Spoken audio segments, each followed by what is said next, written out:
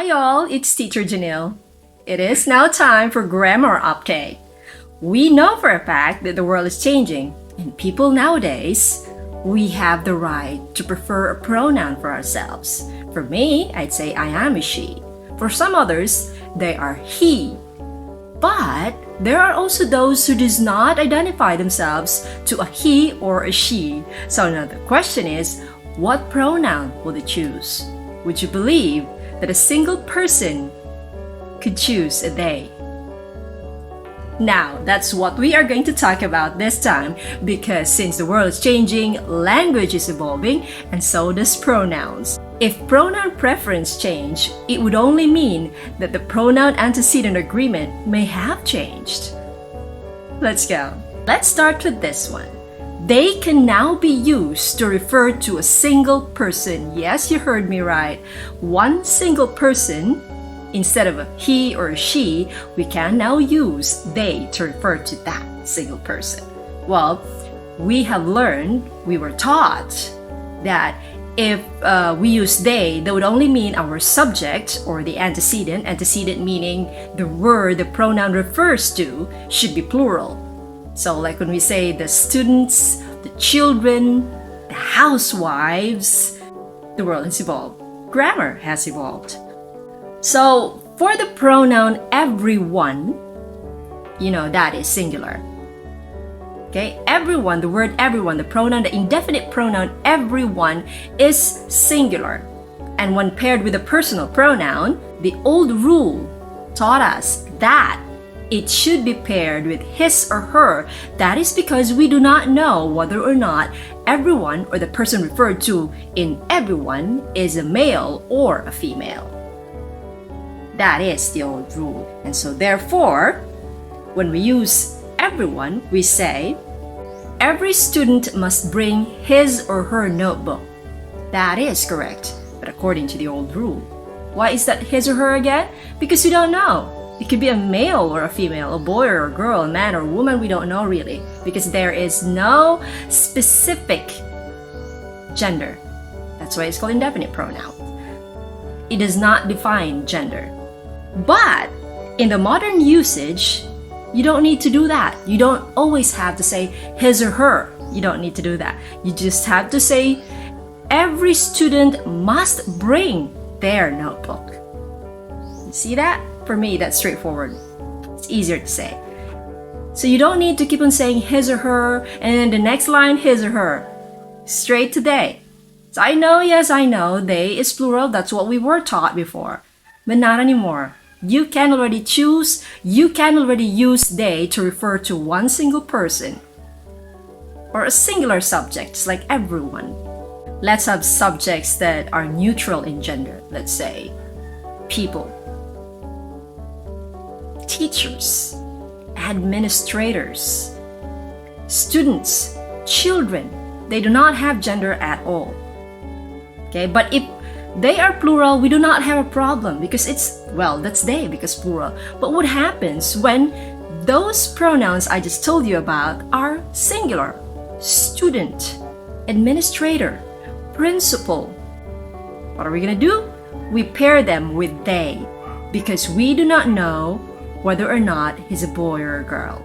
And you don't really have to take my word for it. I got proof that these are accepted in both informal and formal writing or speaking. This change has been accepted by leading grammar and style authorities. So let's talk about them one by one. The first in our list is the MLA, the Modern Language Association. So what does MLA say? MLA recognizes the use of singular they. Yes, that's how they now is called. To refer to one person, it's called the singular they. So MLA recognizes the use of singular they, especially when the gender is unknown. Or we are referring to non-binary gender. Non-binary gender meaning it's neither a boy nor a girl. Not a boy, not a girl. So it does not conform to those two general classification of gender. It could be something else other than a boy or a girl. It does not restrict to boy or girl, male or female. So, MLA accepts that. The next in our list is the Merriam-Webster dictionary. So Merriam-Webster in 2019 added or introduced the singular definition of the pronoun they. And in that same year, 2019, Merriam-Webster posted they as the word of the year.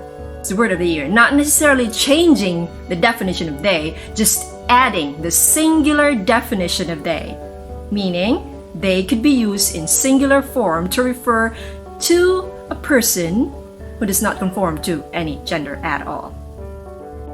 Yeah, Merriam Dictionary. I actually heard, or some people told me, that it's to be pronounced Miriam. But well, then again, I am not the type who conforms to what people say. I go to the dictionaries and the dictionary says it's Merriam-Webster, not Miriam. But I'm not gonna correct you if that is how you pronounce it. It's just me. I follow the dictionaries, and so far the dictionaries I've heard says it's Miriam, so I say Merriam-Webster Dictionary. Just sharing. Next is the Chicago Manual of Style. Now, Chicago Manual of Style, the Chicago style, permits the use of singular they only for informal usage, but eventually became or has grown to be more open to the concept of using they for formal use, writing or speaking, especially when gender neutralization is essential. Okay, see? So it's still gender. Next is the AP style, or the Associated Press style book.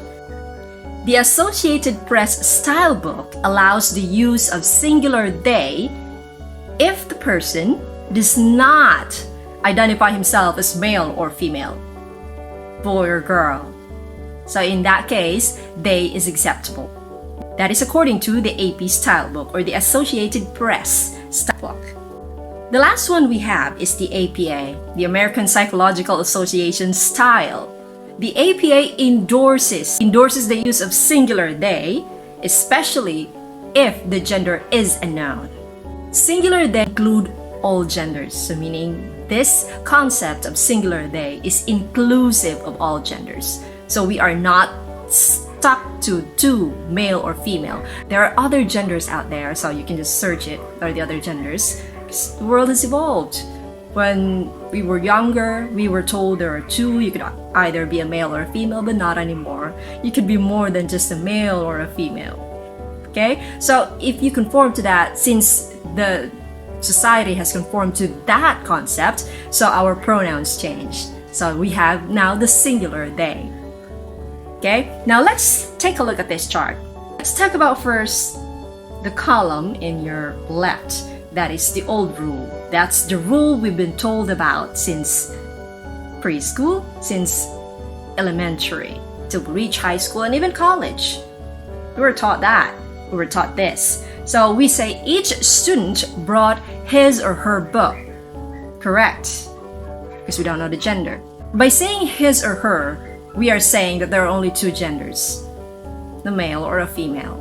But then again, as I said, we have to be inclusive of all genders, because there are people who does not conform to being a male or a female.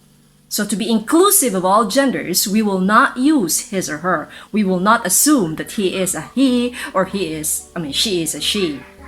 So to be safe, we use they. So the modern usage says each student brought their book. The second one, someone left his or her bag.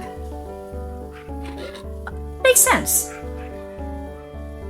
In the old concept. In the modern concept, it goes straight to say someone left their bag. You can say someone left their phones, someone forgot their wallet. Okay, so it's inclusive of all genders. Non-binary. Non-binary meaning again, not conform to only two. So there are more than two genders according to this new concept. Yeah, you heard it right. I can already say my fellow teacher performed well in their demonstration. Yeah, you heard me right. That is correct. It's not slang. It's not a mistake. It is just language evolving. So yes, you can start using that. So our pronoun, he or she, is now changed to they.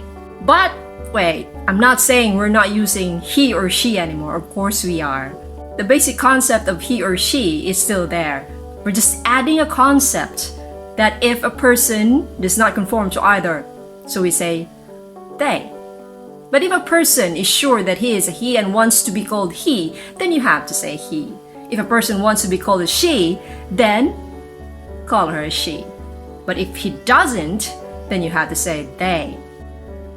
You must have understood now why our social media would ask us to tag our pronouns. So then again, at the end of the day, we are going to respect each other. So let's respect each other's pronouns. Ta-ta!